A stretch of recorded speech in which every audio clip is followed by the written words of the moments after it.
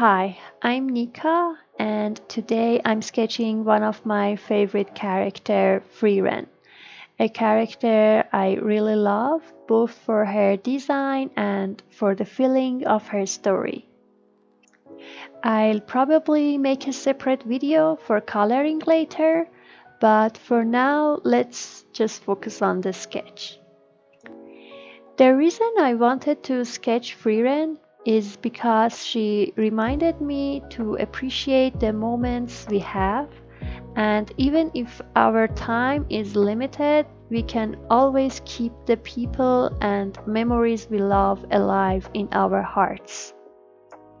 Thinking about that made the sketch feel even more meaningful and enjoyable for me. I usually build my sketches step by step, and at first they look really rough, but little by little I add details. I like to start with the anatomy first, and in this video you can see how I go through that process. As you can see, I'm only using one brush for sketching. I'll tag it in the description.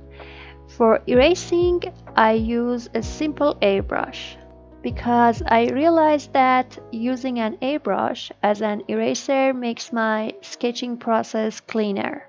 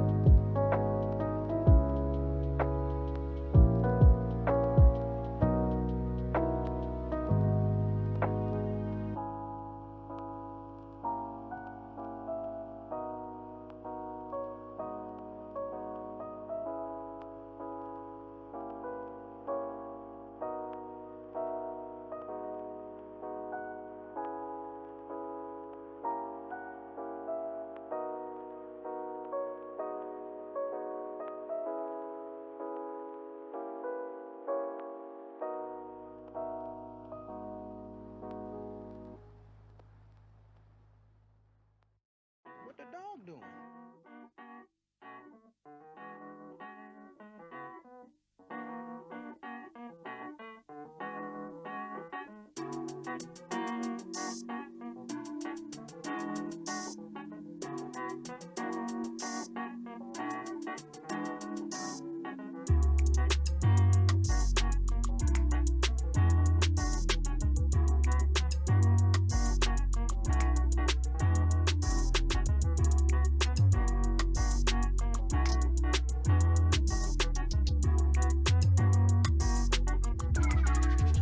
What the dog doing?